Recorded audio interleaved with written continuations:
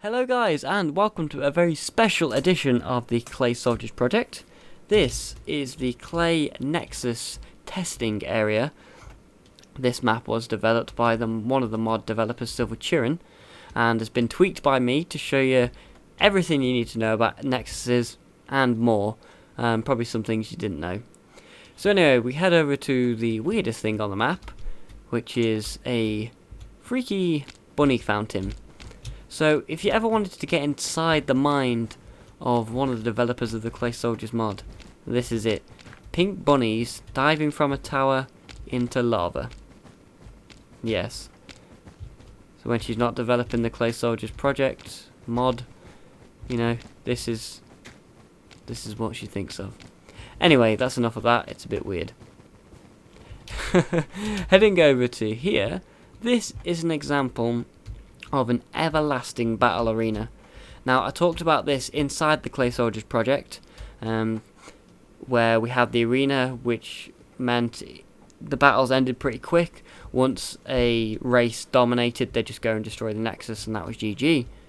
But the Clay Soldiers aren't able to get up this 2-block high, and they also don't die falling down that wall here. I've kind of ignored SilverChiren's signs here to set the random things to between 1 and 60, so they're just going to end up with all items, so all the soldiers are going to be like massively OP, but you know, it's still fun, and it's just to show you this everlasting battle arena.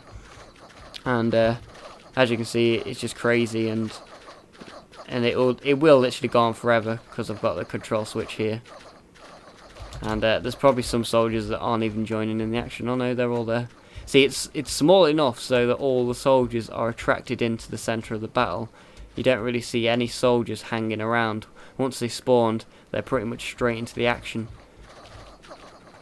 So had I had the random items set, it probably would have been a bit more easier to cope. It's kind of hard to grasp what's going on at the moment because there's so much stuff.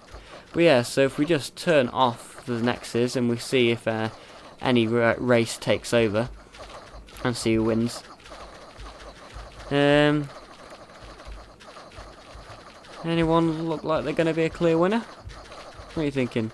There's a lot of blaze rod things on the floor. This is going to go on for a long time. We're slowly getting there.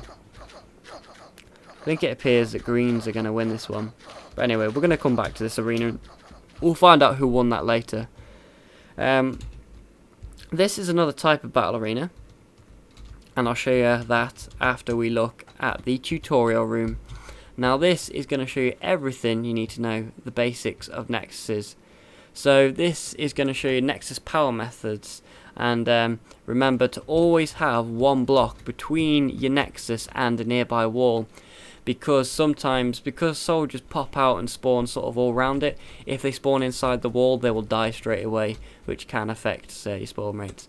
So a lever connected up to a wire straight to the Nexus activates it fine, it's working and can be turned off. The Nexus that is placed on top of a redstone will also work. And just to show you, as it says on the sign there, that the Nexus must be placed down first. So if you place down your redstone first and the Nexus on top, it just floats in midair and doesn't work, as you see. But if you place your Nexus down first and then just move to the side of the block and place your wire, there you go. You got a working Nexus with your lever a bit closer. Also, you have the indirect wires, where the Nexus is on top of a block, but that wire is effectively powering that entire block, including the Nexus that's sitting on top of it. Also, we have torch below, which is kind of the common way to power Nexuses, also activated by a switch. It doesn't have to be, it can just be a permanently lit redstone torch to power your Nexuses, which is what we use in the Clay Soldiers project pretty much. You also have a direct lever on a block, which gives it instant power as well. And then also, if you want lots of Nexuses, you can have a wire grid system, where if you activate it by using a combination of all the things we talked about just, you get lots of Nexuses all in one. So, they're things that work. Here's a couple of ways that don't work. If your Nexus sits on top of the lever, yes, it will access it, but you can't access the Nexus menu. Well, that isn't strictly true. I've found a way. If you kind of click around the side here, it's not ideal. There you go, you get the Nexus menu. It's not ideal, but you know, so it's not recommended to use this way basically, or you'll spend ages flicking around trying to access your Nexus menu. But it does work if you've preset up your Nexus. If a torch is placed on top of a Nexus, sorry, it also doesn't work. So there are a couple of failures. Now let's get back to a couple of other ones. If a button is put on a block, you get a sort of 1 second spawn, so you'll get one soldier pop out and then it'll disappear, which will be good for something that I'll show you a bit later. Also, you can have levers on top, on side of blocks with the Nexus below, but it must be on top of the wire using the technique that I showed you back over there at the start. So what can Nexuses actually spawn if you didn't know? Well, Nexuses can spawn just clay soldiers, they can spawn soldiers and mounts, like this dirt horse, or they could spawn just mounts, like just a dirt horse. And the Nexus will also be able to give out dual blades. Now, you must have 2 shear blades in your Nexus to give out dual blades, or just one for a single blade. So, also some other things you should know about Nexuses. You've got this sort of elevated group tower. So here you have soldiers spawning sort of unlimitedly, and you know, they can jump off, and then they're free to roam their world. They can walk under it, so the Nexus doesn't block their real world. And you know, it also might be a battle idea. You know, you could use this for an arena, maybe have like a couple of these towers around an arena, and use that to spawn your soldiers in, a bit like what we saw before. This is another elevated tower, but this isn't Pegasus resistant apparently. So apparently Pegasus can still get back up here. I presume that's what that means. And I presume this one is Pegasus resistant. I don't know. I'm not fully sure on that one. I'll have to speak to Chiren about that. And also, something that you may not know, from dispenser potions, let's go again. Thrown damage potions break Nexuses instantly. So if we look at their health, if we restore these, restore a couple of them, just to show you, and then we launch the potions. I don't think that actually hit the Nexus then. No, we'll fire a couple. There we go, that hit. And not destroyed. Or maybe it takes a while. Ah, the health is going down slowly. So it doesn't seem whether it stops them spawning altogether while it's like that and the health just goes down, I'm not sure. But yeah, anyway, so damage potions do affect Nexuses. And let's switch it to daytime so you can see what's going on. Now, before I show you the big block arena, we'll go back to this one that I spoke to you about before. This is the siege arena. Now, each one of these blocks here have a redstone torch underneath it, and that's controlled by a switch here. As you can see, the redstone going underground, and all controlled very simply by various repeaters and torches. Whoa, I fell through a world hole.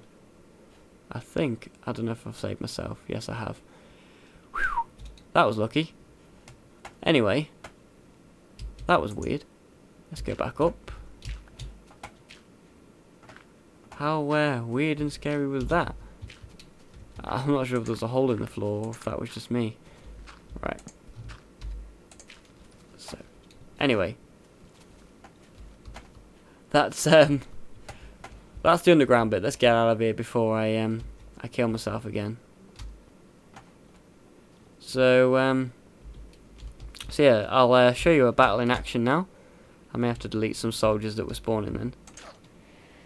So let's delete them the old-fashioned way, and let's just heal up these that they may have had. I've also increased the health on these to 100, and what we've got is on the outside we've got soldiers that can spawn, have a random chance of spawning gravel, a stick or a bowl.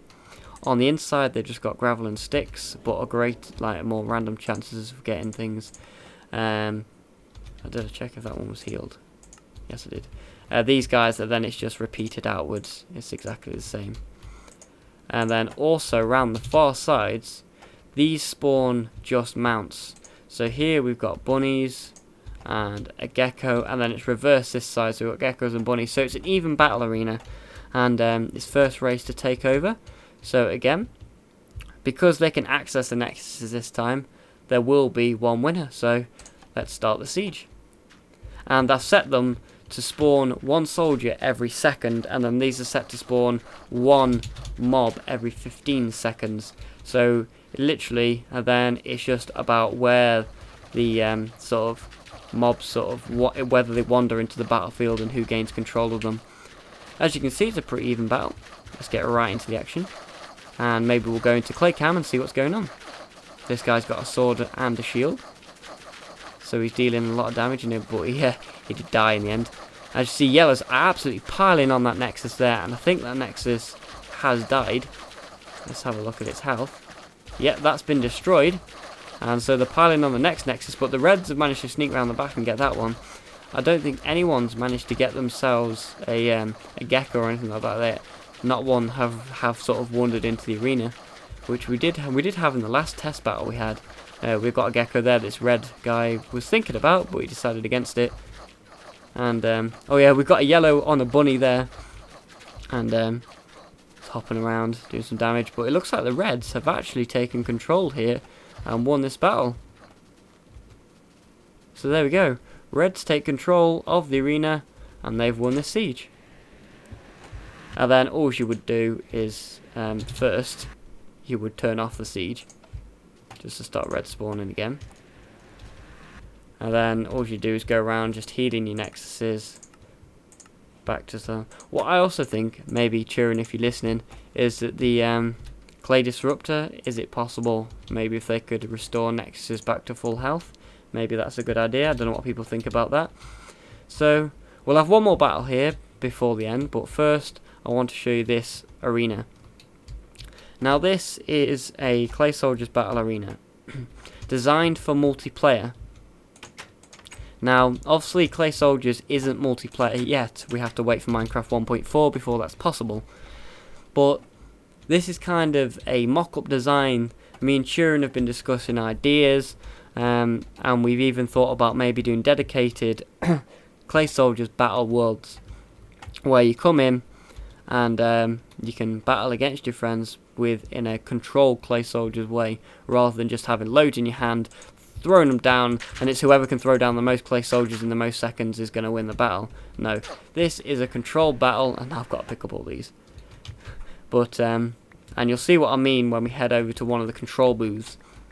As you can see, for this game there's 4 separate teams, and I'll show you how they control their Clay Soldiers now. So we head out the main doors and fly over to the greens, and these have been all added. So you climb up your ladder to your booth. This is the green team, and here before the battle you've got a chance to set up your nexuses. You configure everything to what you want, and there you go. And you can sort of control the battle down here as well if you fancy changing your nexuses around during the battle, but you don't get kind of a clear view of the battle.